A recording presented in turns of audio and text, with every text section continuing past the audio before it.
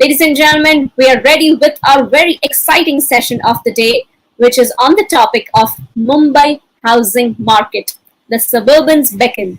And this session is moderated by Mr. Ramesh Nair, Country Head and CEO JLL India. Ramesh Nair has over 22 years of experience in most facets of the real estate business.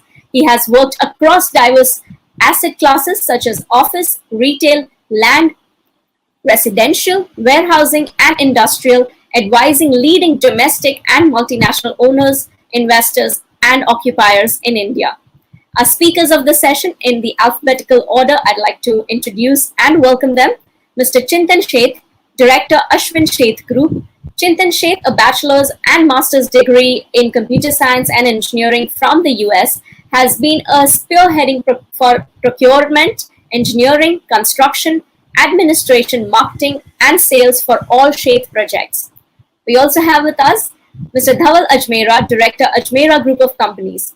Dhaval Ajmera, an MBA in Finance from the Cardiff University, UK, heads marketing and sales for Ajmera Group. He has successfully launched and completed some of the ambitious projects in Mumbai and Bangalore and is working on upcoming projects in Ahmedabad and Bahrain. He is the youth wing head of CREDI MCHI in Mumbai. We also have on this panel with us Mr. Jaideep Gandhi, founder Another Idea.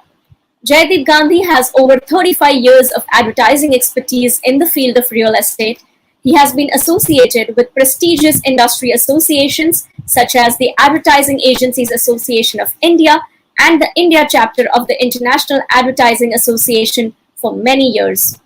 We also have with us a speaker, Mr. Mani Rangarajan, Group COO, Housing.com, Makan.com, PropTiger.com. Mr. Mani Rangarajan has extensive global experience in P&L management, monetization, operations, finance, and strategy in the internet and financial services sectors in over 25 countries. He has conferred with the leadership roles across various prominent business organizations. He is the member of RERA Conciliation Cell formed by MahaRERA India, Board of Director of Unitech Limited, Board of Director of National Skill Development Corporation. And last but not the least, I'd also like to welcome our speaker, Mr. Shailesh Puranik, Managing Director, Puranik Builders Limited. Mr. Shailesh Puranik holds a bachelor's degree in architecture from the University of Bombay and has over 29 years of experience in various aspects of real estate business. A very warm welcome to all of you. Thank you so much for taking out the time and being part of this conclave. I would now request our moderator to please take over the proceedings. Once again, a warm welcome to all you gentlemen.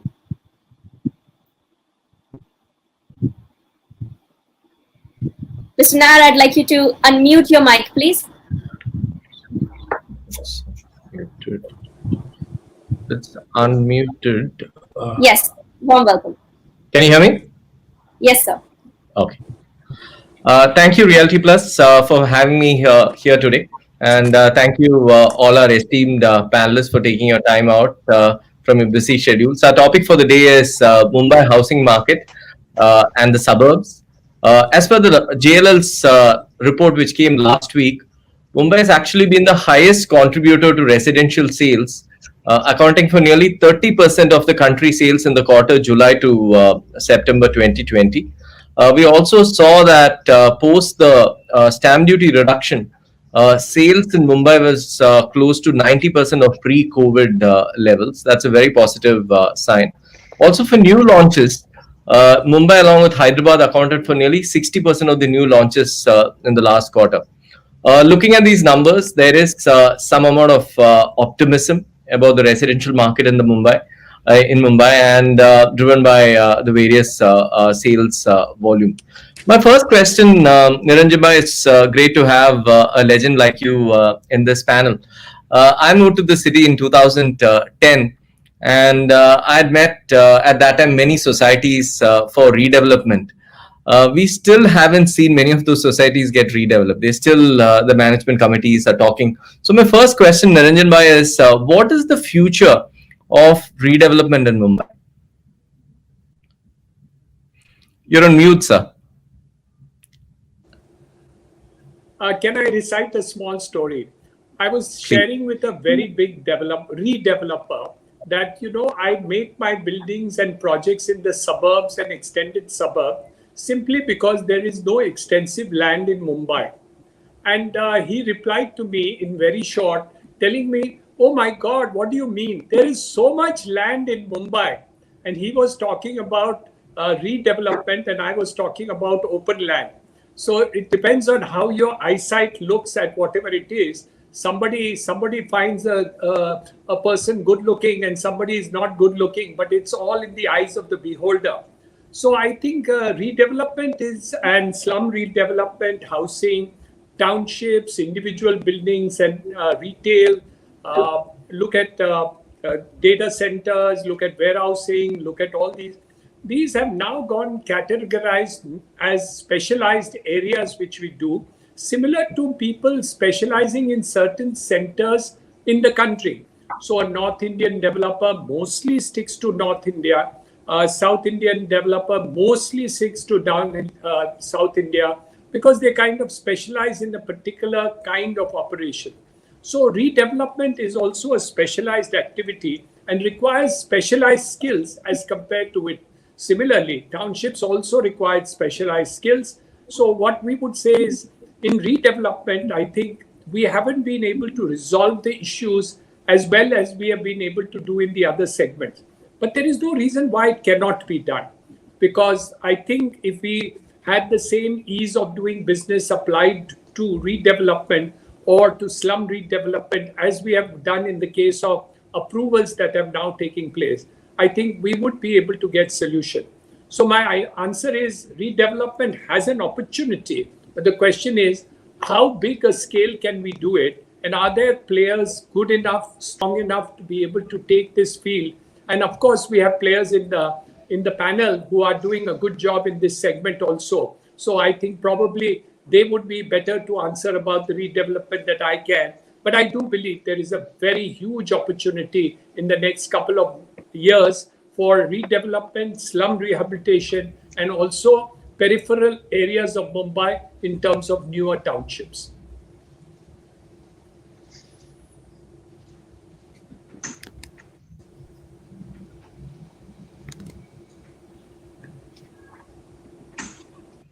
Can you hear me now? Yeah, I can hear you. Shailesh, you want to add to that? Yeah, so I think both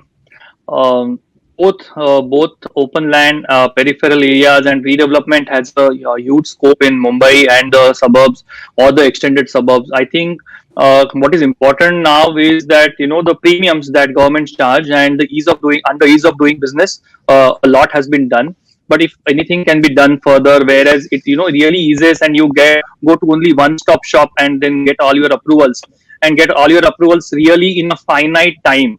Let it be 1 month, 2 months, 3 months, or even 6 months. But in 6 months, you are assured that those will be delivered to you. If you look at current RERA, the way the approvals are given, you do not have to go ever to the RERA office, and everything happens online. If those kind of things are brought to the redevelopment or the market, or even the architects can certify, because if you Niranjan Bhai is a CA, he can certify his balance sheet and submits to government. Similarly, why can architects certify the plan and submit to corporation? And if there are any issues, only then it will be asked. Otherwise, you can start once the architect certificate is received. DC rules are not something only government can interpret. Architects also can interpret it very well. So I think these are very, very simple things, but if these are implemented, one, government's revenue will go up, and under ease of doing business, it will be eased really a lot, and the projects can kick off in a finite amount of time, reducing misery of not only the tenants who are staying there, but also the developers and also the financiers. Thanks, Shailesh. Dhaval, you want to add to that? Hi, thank you, Ramesh. I think Niranjan Bhai has rightly said, and even Shailesh, I feel personally redevelopment in Mumbai has a very big scope. And as Bombay is always known as the financial capital of Mumbai, India, I mean, it holds its charm. And if you see today, real estate per se has so much scope. Like just one small incentive given to by government of this, 2%, 3% stamp duty cut, and we are seeing movement happening because real estate is the focus and people are really wanting to buy. So whether it is a redevelopment, whether it is a township, whether it is any of these projects, there is a big scope. So I personally feel that with the kind of dilapidated buildings happening there in Mumbai, more than 2,000 dilapidated buildings are there. If there is and people really prefer, like if I'm staying in suburbs of Andheri, I would prefer to stay in suburbs of Andheri rather than going to Goregaon or Kandivali or wherever it is. And every suburb has its own growth and sector. So if some ease of redevelopment can happen, there will be a huge and tremendous scope within the suburb itself to grow. And this itself helps the particular area to grow in terms of infrastructure, in terms of other amenities and facilities. So definitely government should focus and take more efforts to see to it how one stamp duty. This is a prime example. If one stamp duty can boost up the demand so much, we can imagine if certain soaps are given for a particular period of, let's say, 1 year, 2 years, or whatever it is, that can actually move the cycle along, and that can really move the economy around. Thanks, Dhaval. Let me move to Chintan for the next question. Chintan, post COVID, we're expecting some new trends like decongestion of CBDs, more hub and spoke, walk to work. What do you think will this be the impact? How will all this impact the residential suburban markets? Post which I'll go to Niranjan Bhai on the same question. What do you think this is going to impact? Hi everybody on the panel. Firstly, let me thank everyone to give me the opportunity to be here today and to share the stage with industry leaders like Mr. Hiranandani and others. So, with respect to this whole hub and spoke and this decentralized,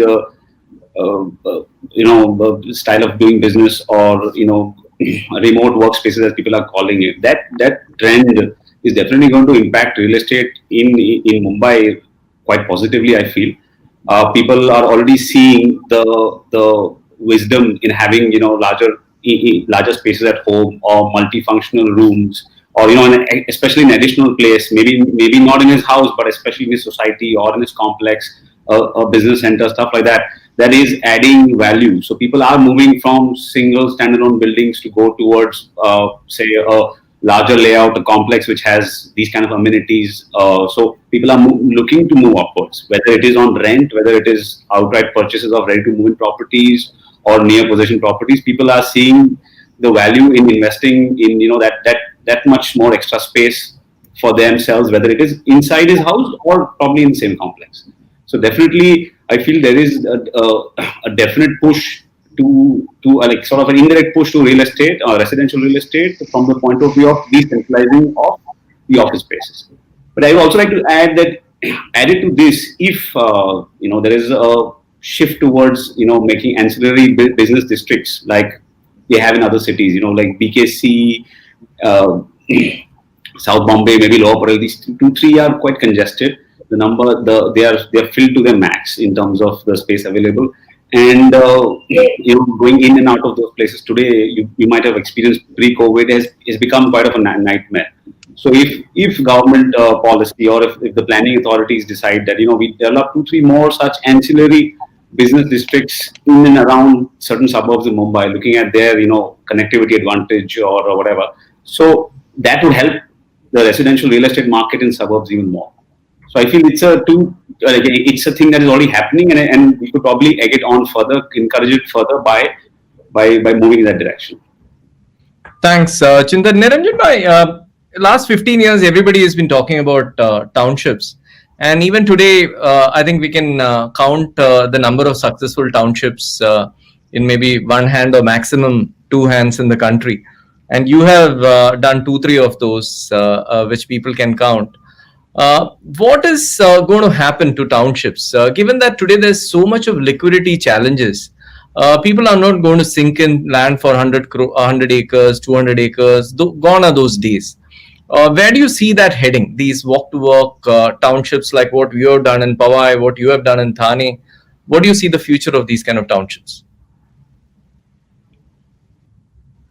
So you're on mute, sir.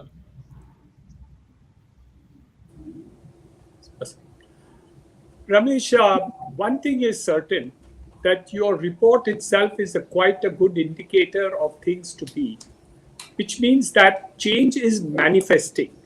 The story of the post-COVID is definitely is going to be different from the pre-COVID. Just like the Fiat ambassador disappeared to get the new cars, and like the mobile phone and internet has changed the life, and virtual meeting like this has changed the life of our meeting situation, similarly, real estate will also see the paradigm happen. Chintan has hinted to it, but I'll go one step beyond what Chintan has said.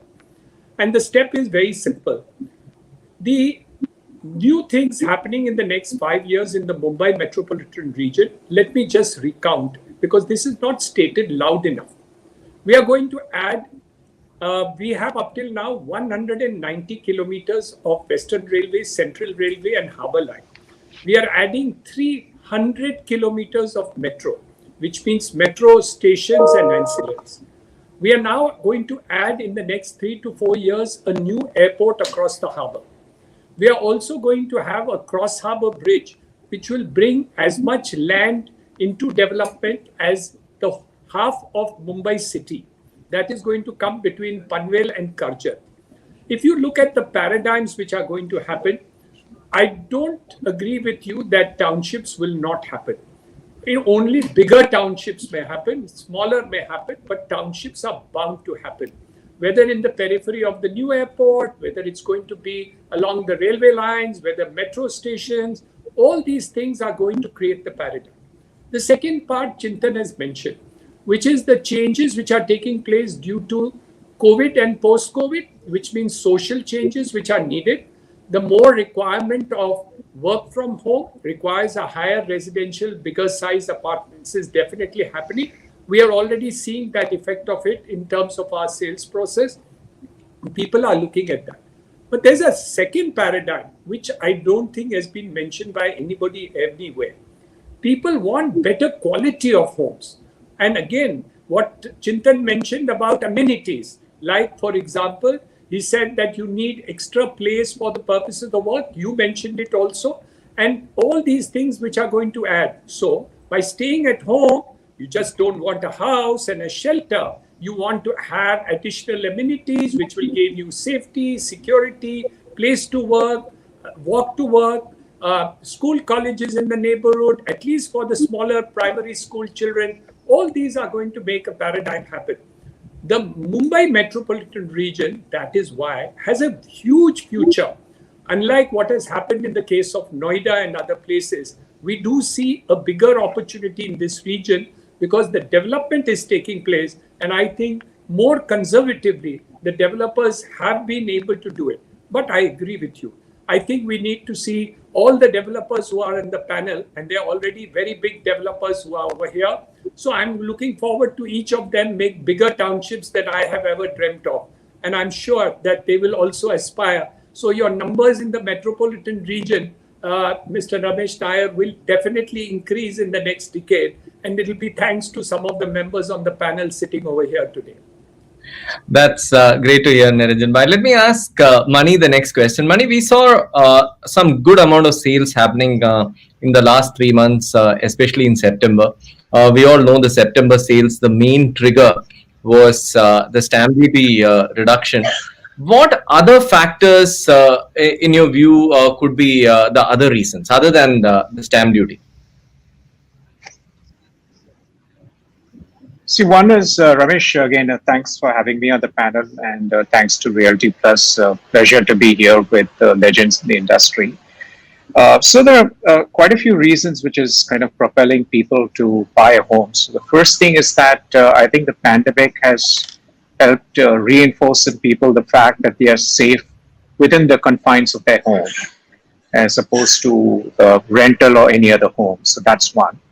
The second is that, from the survey that we did with NAREDCO that Niranjan Bhai himself released, we have found that about 40 to 50% of people intend to continue working from home on an ongoing basis. And even these people, most 60% of these people are looking to upgrade their homes. So people are looking for larger size homes. And even on platforms like Housing and Makan, we have seen people look for larger size homes and also look for homes with better amenities. So rather than prefer a resale home which is at a probably at a 10% lower price, people want to move into homes which have amenities where which is like at least like mixed use or something like an integrated township where they can feel safe, they can work, and also get their medical facilities, etc., taken care of. So that's another reason which is kind of propelling people to buy. And also, we found that people still prefer real estate as an investment class. So while real estate prices have not really appreciated across the country, except for perhaps Ahmedabad and Hyderabad, people find that there's not been much of a value erosion in real estate compared to, let's say, the stock market or gold, which has been pretty volatile in terms of pricing. So I think all these factors together have helped people make a Dhaval, you want to decision add to buy that? their home. What could have been the other factors other than the stamp duty reduction for this sudden spurt in apartment sales? See, I think what Mr. Mani said is absolutely right. Obviously, we all learn from something which is coming our way, and today pandemic was like the biggest boat which every one of us faced, and nobody realized that we all could be locked up in our own homes for about next 3 months or 4 months, whatever. And that's when we spoke to other developers in and around India and everyone around, everybody realized that all those people, all the millennials and everyone who had always thought that let me have a good lifestyle, be on a rented apartment in a near to my work or near to my place where all my friends and families are. But once this pandemic happened, everyone realized that eventually, if in God forbid, if there is an eventually like this, this will be actually, this was like the home was the only place where we all were safe and where we all were confined to.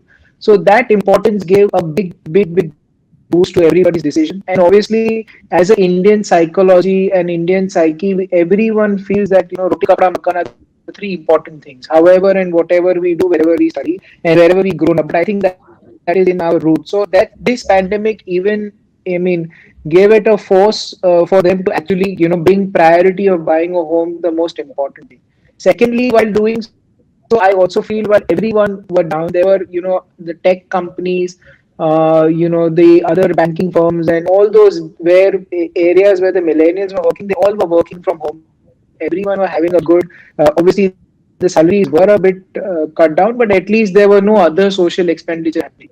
So that also gave them a boost to have with their further bank balances coming, rather than slurping it up somewhere else. It is best to buy a home and keep it as a safety and a security measure.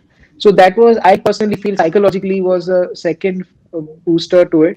And at the same time, with specifically when we say Mumbai, with RERA, with GST, with demonetization, every time the prices have come down or corrected, and they knew that there cannot be a better correction than what pandemic has given. So I feel that was like the bottom where everyone realized, and it actually helped. And then it all gave them a reason for it to now just go and jump and take a decision. So, and personally, where they saw was that wherever, I mean, that was our experience, and I'm sure everyone else here would also, wherever the project were ready, or just they could see from their own eyes that the building is ready, the flat is ready, people have given that preference and taken decisions. So I personally feel these are the 4-5 factors which really helped people to buy homes in such times.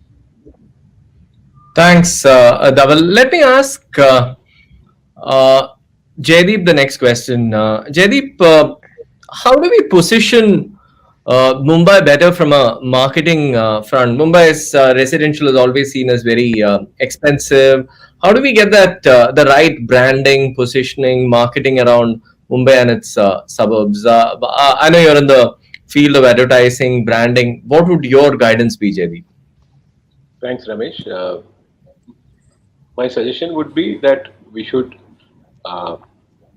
developers of a particular suburb who have large projects, we should collaborate and jointly promote the destination which is currently happening at individual level.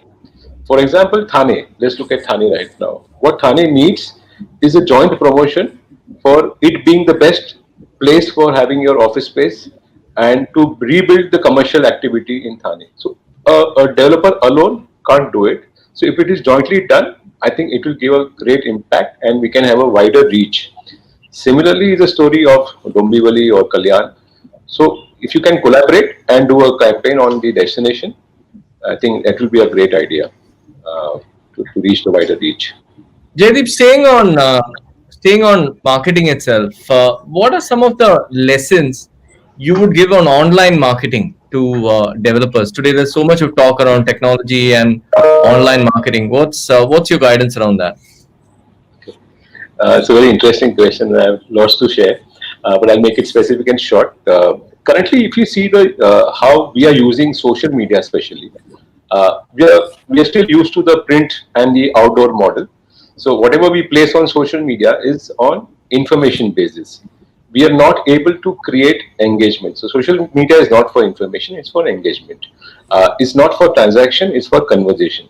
So that's where our content has to improve, and we need to create such content that can create virality. Why should I forward this message to somebody else?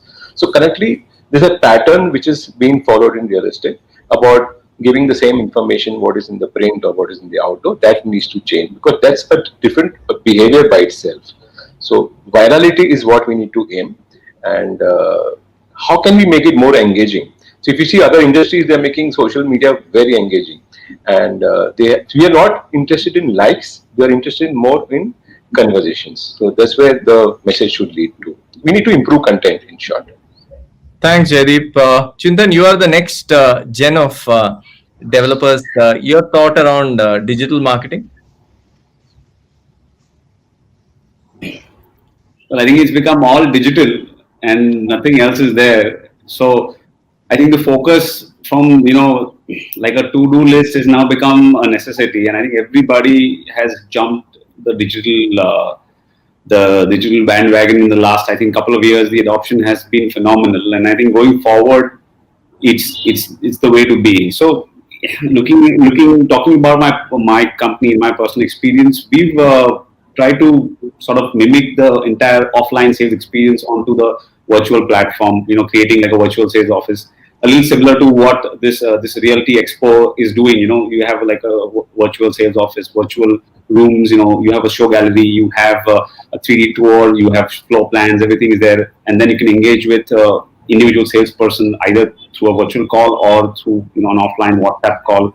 So we've been trying to push that forward. But what we see in the last 2 months especially is that people are not happy with just that, because real estate at the end of the day is a touch and feel brick and mortar kind of a product. So unless you come and see, I'm not going to be able to gauge the size of my rooms, the view from my house just by looking at a particular render, or very nice render of some building or some complex. So this thing definitely has come back, and we've tried to integrate now an offline and an online experience when it comes to the customer sales experience.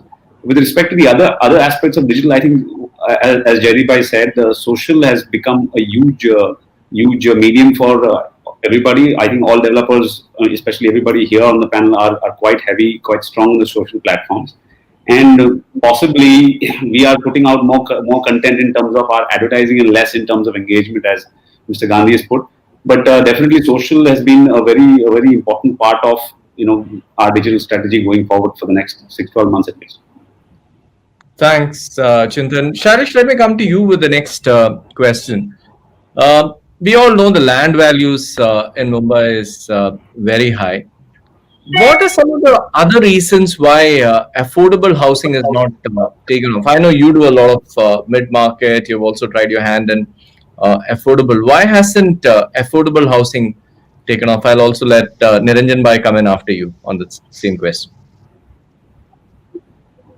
Yeah, Ramesh. So I think Of course, land value has been the biggest roadblock, but other than that, couple of other things. One is the of course the time required for approvals, which basically adds to the land cost because it adds to the holding cost and the interest cost and everything gets added. And another is all the government costs, which is right from premiums, which you have to pay to the local body, and the other costs like stamp duty to pay to the central government, sorry, state government, and GST that you pay to the central government. So each and every part of the government is your partner today, and each and every is wanting to extract their own pie from whatever you are doing in the business of real estate, because they want to milk this cow again and again and again. And I think that has put a huge burden on the entire real estate, forget affordable housing. And when you have host of these costs added, so today land cost is no longer a consideration because a lot of developers are sitting on land banks. So they are not even looking at their land cost. They are not even looking at today's land cost. They are just looking at cash flow and cash profitability as on today or going forward. But what is pinching is the current cost of interest, the current cost of premiums, and all the host of other things that you are adding to it. And I think this premiums and all the other things associated with has become a huge burden. And unless government comes up with an idea of reducing this, unless government comes up with, as I already talked about, under ease of doing business, that you have a land tomorrow you can start a project, or you have a land in a finite amount of time you can start a project, and then the others are finite amount of time you can complete the construction and everything. It's partially in our hands. But this, which is indefinite, and you cannot really calculate how much time you will need. Title is a big issue. Something crops up midway through the project, you still don't have a title which is given to you by government, which happens in US. So because all these issues come up, any Tom, Dick and Harry goes to the court and puts a stay on your all the development, and then you have to settle him for 100 rupees when his cost is not even a rupee. So all this ecosystem which has developed around it, these important things need to be corrected. Unless we correct these things, affordable housing will never be a reality. Forget in Mumbai, but anywhere in India. Thanks, Sheth. Thanks. Niranjan, you want to add to that? How do we make affordable housing a reality in our city? Niranjan, you're on mute. If you cut out the last two words in your sentence, it's already a reality, which means affordable housing is there in India, but not in Mumbai. So what is the idiosyncrasy? The idiosyncrasy is in simply what Shailesh mentioned about the cost of land being unnecessarily high. Number two, that the costs of clearance, cost of additional FSI cost, and all these other things are made it unaffordable, and they will do it. Remember, the opportunity is so large, Ramesh, for the purposes of affordable housing. 50% of our population of Mumbai live in jhopatpattis. Each one of them is a potential house buyer. You can't imagine the kind of potential that exists over here. But we are very, very microscopic. We don't understand scale. I wish Mr. Mukesh Ambani had got into real estate and cleared up half of Mumbai. If somebody had really done Dharavi and cleaned it up properly, all these things would have made a world of a difference, because that's the kind of paradigm which is needed. And exactly piping what you said as a dream come true, can we not have affordable housing?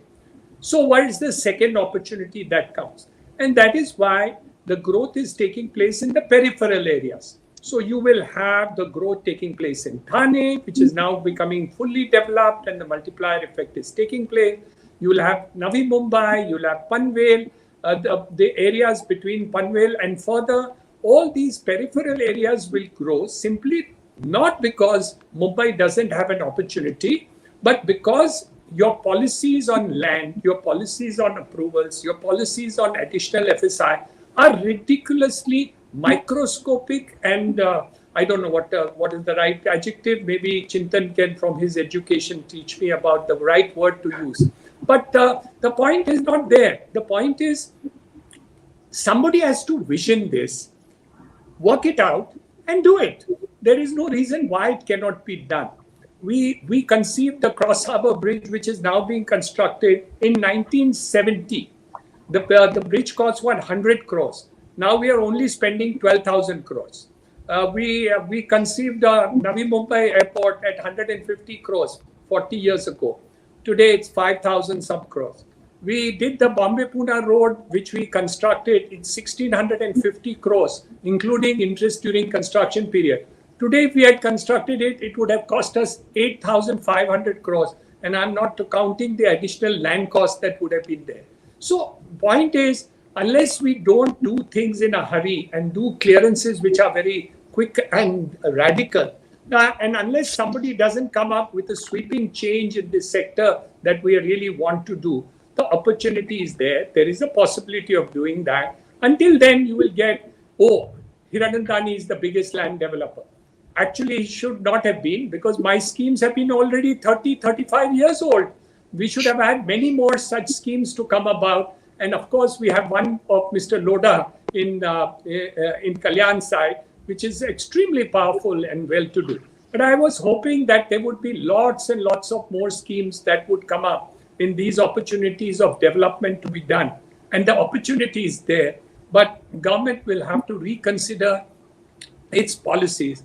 One of the good things is we have got the stamp duty reduced. I hope the other costs and other duties, which are now come in the newspapers, as Mr. Deepak Parikh's recommendations also get accepted quickly, which is a 50% reduction of all the other things, and also the payment should be back-ended.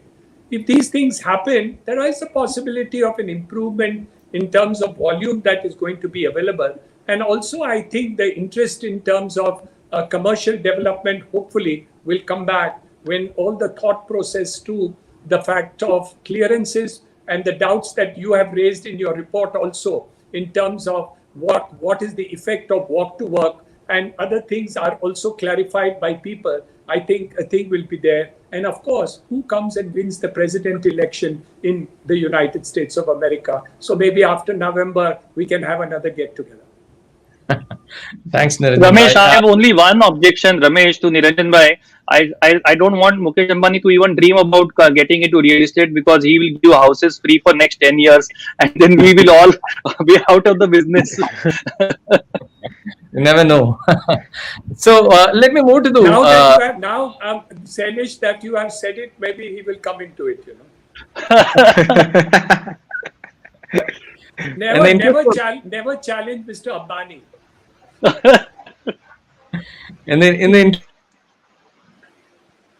so I'll ask a few quick questions. My request to the panelists is to keep the answers to maybe one line in terms of... So post-COVID, my first question is, post-COVID, what are you seeing in terms of sizing of apartments? Chintan? One line answer. So I think it's livability of internal spaces.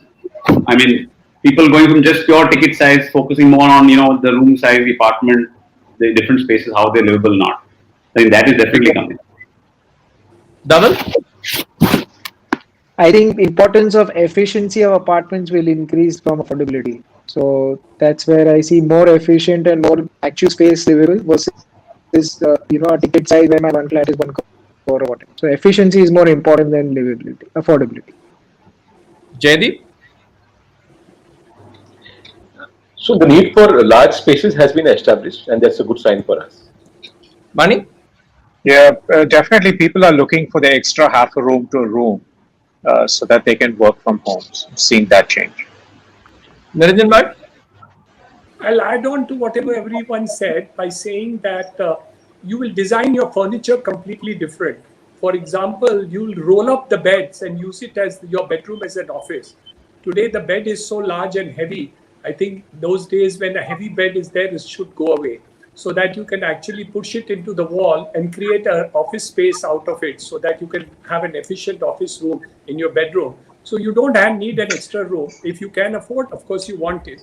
But if you can't, you can convert the bedroom into the office. Shailesh? So BHKs will become OBHKs going forward. What is that? Office and bedroom and hall kitchen. Okay. Office BHK.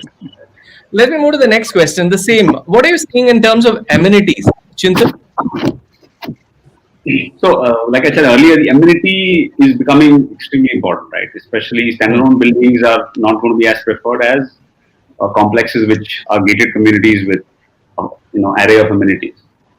So Choosing definitely that. gated. I Dhaval? mean, complexes by nature become gated. Okay. Dhaval? I personally feel amenities is a quite a bit of a choice. So maybe someone likes 100 amenities, someone may just want 3 or 4 which are very important to me, but the location is prime most important. So it is a mixed bag between both. So but definitely a few like swimming pool or jogging track or something like that for health wise will be more important than any other extracurricular activities or whatever. But anything preferred would definitely be health, whether it is a single building or a complex. Money? People are looking for more open spaces, and on the PropTiger side, you're seeing customers, in fact, come and check the connectivity of the network around where they're going to live. Niranjan bhai? I think customer is more demanding. He wants much more now from his home. Earlier, he thought that this was a place where I came at night to sleep, and that was the end of it. Now that he has been jailed over there for more than 6 months, suddenly realizes that he wants everything which all of you are saying and maybe more. Let me ask the next question. Let me start with Chintan again. Chintan, there's a lot of infrastructure initiatives happening. Niranjan bhai spoke about the airport. He spoke about the Trans Harbour link. A lot of metro connectivity happening. What are those two suburbs you will bet your money on? There are a lot of residential home buyers who are watching this. What are the two suburban locations you will bet your money on, Chintan?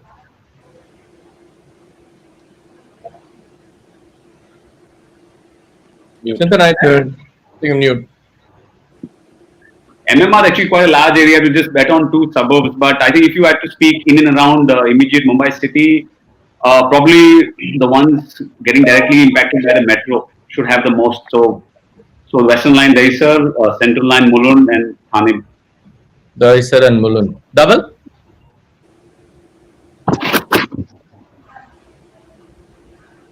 Dhaval?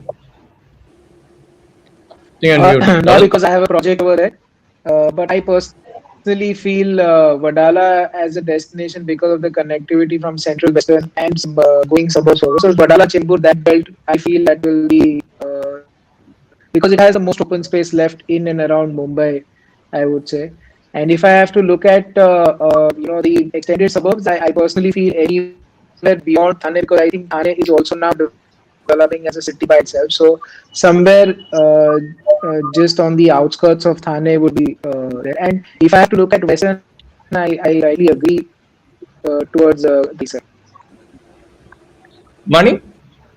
Yeah, I certainly agree on the western lines. I mean, towards the Hisar and also beyond Thane. I think Thane is becoming expensive. So people are now looking beyond Thane as a region. Niranjan bhai? Two locations, your pick for the future? Well, I'm very selfish, so I'm not going to apologize like Dhaval does. But I would say Thane and Panvel as a center, which I think is really going to grow tremendously. Both the areas, Thane is already matured, but what has happened is that along with the maturity, one of the biggest advantage of Thane is that the infrastructure is also developed, which means metro is coming, roads have been developed, all these segments are there. And the future opportunities on the, as everybody has correctly said, beyond that. So I think the opportunity on both the roads, the Nasik road and the Mumbai-Pune road, which are really there. I'd just bet on the Mumbai-Pune road rather than on the Nasik road. But there could be opportunities on both these roads. But the railway line is more on the Mumbai-Pune side, where the Panvel-Karjat railway line is coming up. So I think I would bet that more because of the airport, sea connectivity, Delhi-Mumbai industrial corridor, closure to JNPT, and also now the connectivity towards Alibag and of course Goa. Niranjan, let me start with you on the next question. There are many developers today who have unsold apartments, both completed as well as under construction. One line of advice from you to them. I know you have a big brand, you find it easy to sell. but that's not the case for everybody in the industry. What is that one advice you will give to developers who have a large number of unsold, completed, and under construction inventory? I think better than me is Mr. Deepak Parekh. So Mr. Deepak Parekh said, cut your prices and sell. But the point is not that. The point is, what is the market demand for? So if there is a good demand for your product, I don't think you need to cut prices at all. I would say that you give better quality product, give better amenities, and people are ready to pay the price for it. But there is another segment which is quite different, which is the affordable segment. And in those segments, you certainly have to cut prices and cut costs also. I don't think the builders have learned to do that adequately enough in the affordable housing segment. So that is one thing which we have to learn, that those who are in the affordable housing segment actually need to really learn how to become more efficient in terms of construction costs and overheads and other costs. While we have been able to get away with murder at the higher prices, because we are actually inefficient as producers in terms of construction costs. I think efficiency in construction costs and government's unnecessary, wrong, and illegal and unlawful levies need to be removed. Shailesh? I really feel that cutting costs is not an option. Cutting the ultimate user price is not an option. But I think you have to make your product more sellable, more attractive. It can be a better priced product, better size product, better amenity product. And of course, I think the cost rationalization, it should be an ongoing thing. This is just an time that we have got to look at costs, but it cannot happen that you become slack and then the markets revive in the next year or something, and then again your costs shoot up. I think gone are the days in real estate where you'll see abnormal price rise. I hope I am proven wrong again by the market. But I think what we need to do is look at all your costs again and again and again every time, be it a good market, be it a bad market. So I think that is an ongoing thing that real estate developer has to pull up socks, tighten their belts, and look at each and every cost, be it 100 rupees or a lakh rupees or a crore of rupees. I think that should be an ongoing exercise along with efficiency, because we are inefficient, and because our inefficiencies are always being rewarded by the market for a long time now, and this is for the first time it's happening that real estate inefficiencies are being punished, and punished very, very badly. So we can no longer afford to be inefficient. We have to be efficient. Thanks, Harish. We've run out of time, unfortunately. So I thought I'll take the next 2 minutes to kind of summarize some of the learnings today. On the redevelopment front, the panelists felt there's a lot of opportunities, but only specialized players can do well. Premiums need to come down. Ease of doing business needs to improve. Self-certification should happen. Unless these things happen, redevelopment won't take off. Some of the emerging trends which the panelists felt is happening is larger layouts preferred. CBDs, we need multiple CBDs across the city. It just can't be a BKC or a Nariman Point. With regards to townships, Niranjan Bhai spoke about how fiats and ambassadors disappeared. So real estate will also see a huge amount of change. We need to be ready for it. He spoke about how we just have 190 kilometers of suburb rail today, which is Western, Central, and Harbour put together. But there are 300 kilometers of metro coming in, the new airport, Cross Harbour link. He said there's going to be nearly half the amount of land, which is of Mumbai land mass, which is going to be coming just in Navi Mumbai because of this added infrastructure. City land needs to increase. More townships needs to happen. He was more bullish that townships will happen in the city. Bigger size, post-COVID, better quality, better amenities is what people are looking for.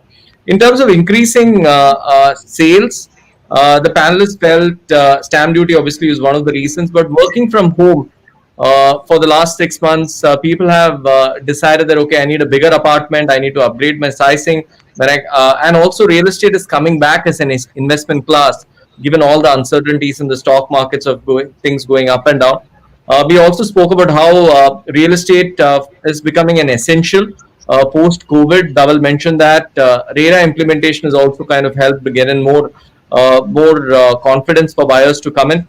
And the timing also, the buyers feel today is the right timing given all the price correction which has happened over the last 4 5 years.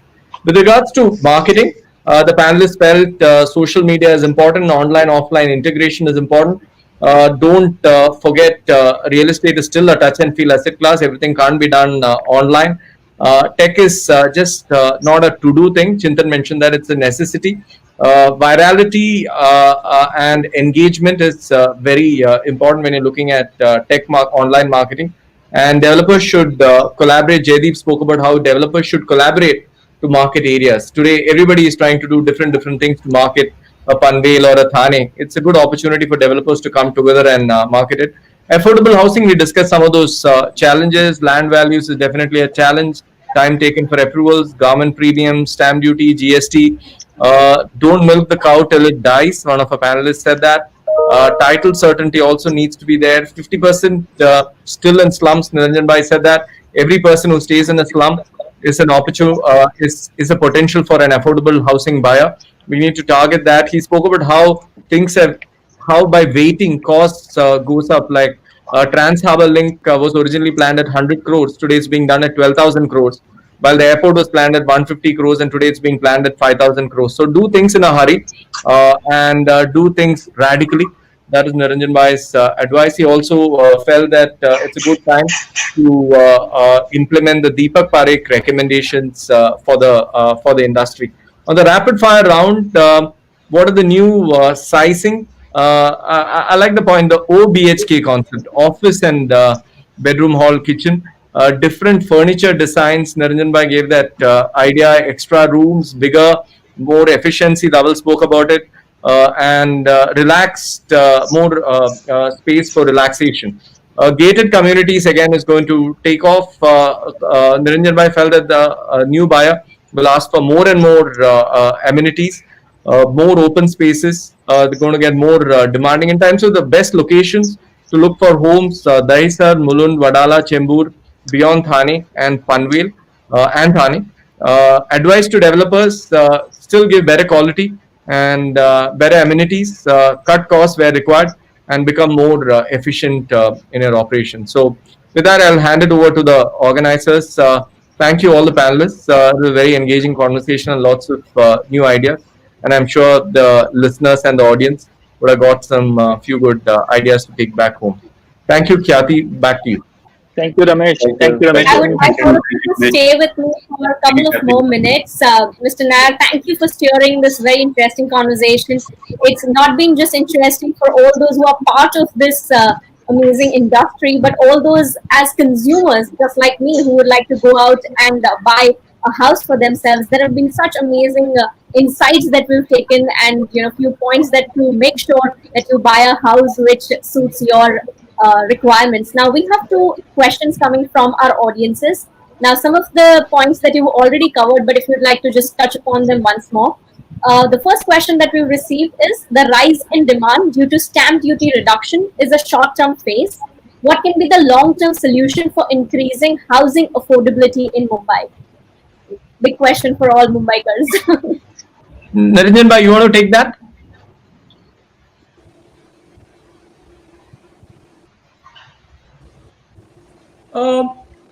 The world is very dynamic. It's very difficult to actually give long-term ideas in terms of structures. I can only say one thing, that the government cannot make housing, which is a necessity, roti, kapda, makan, into a highly taxed item as it has become today. Almost, if you take a house today, which is being sold by any developer, more than 33% of the cost of the house goes in terms of taxes, direct, indirect, municipal, local, premiums, and other things. If you really want over a period of time to change that situation, you have to go the IT way, where for the next 5 years, you reduce the level of taxes. Your collections will in fact go up, as has happened in the case of IT. The businesses have gone up, become more profitable, created more employment, and ultimately deliver. So I think that is the way to go in the long run. But what particular duties to be reduced, it will keep on changing from time to time. All right. Thank you so much, sir. Our next question from the audience is: will the housing in city peripheries remain attractive for buyers post-COVID once people start going back to work? Shailesh, you want to take that?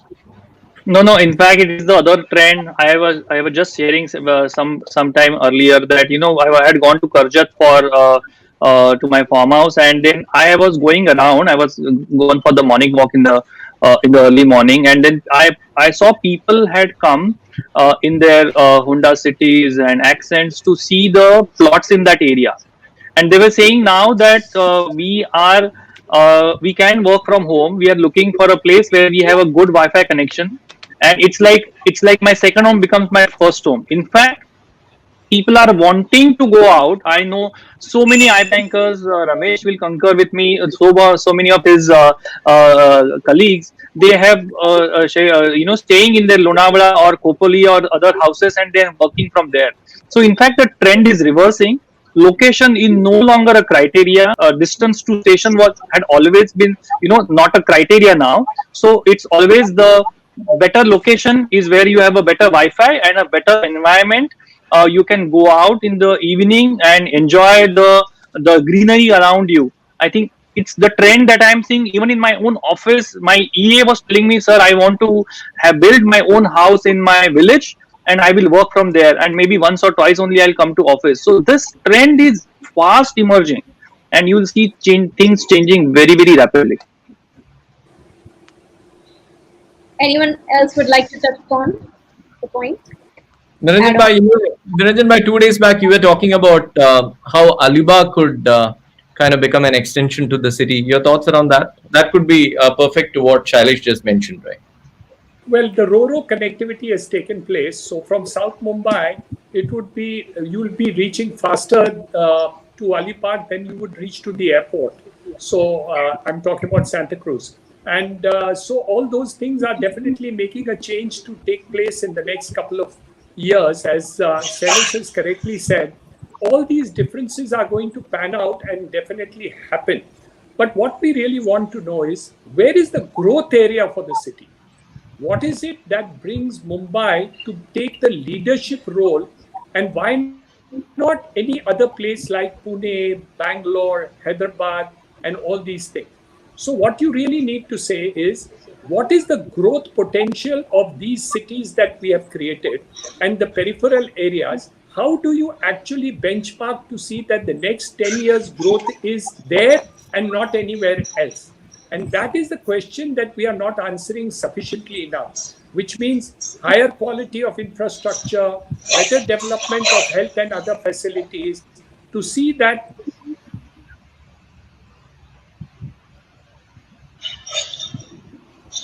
Mr. Hiranandani, you lost your voice in between. Could you just repeat Hello. that? Education for your children, colleges, higher education, social endeavor. So it is okay to say that I live in Karjat and things like that. But human beings are social animals. They also want to congregate. So their capacity to come back. People have come to Mumbai to find work. We are now to see, can it continue to be the epic center of work in the next decade, or is it not going to be there? Or are you going to give up the leadership to Hyderabad, Bangalore, Noida, and other places? So the governments of the day have to really relook and say, how do we bring back the center of gravity to the center of Mumbai or the periphery of Mumbai? It doesn't matter where. But you have to concentrate and see that these USPs are celebrated. But I agree with all the panelists when they say that the changes in terms of quality of life and the method of working from home is going to happen in many industries. And that has definitely happened, if not happening. Absolutely. Thank you so much once again. I'd like to thank our moderator for steering the conversation and all our panelists for spending this time with us. It's been really fruitful, this conversation. I'm really sure that all our audiences have enjoyed this and taken a lot of food for thought to think about. So thank you so much once again for your time. We'll see you again. Thank you. Thank Bye. you, Kathy. Thank Thank you, you. Niranjan bhai, Dhaval. Bye. Bye bye. Thank you. Thank you, everyone. Bye. Thank you, everybody. Thank you. Thank you. Yes, ladies and gentlemen, our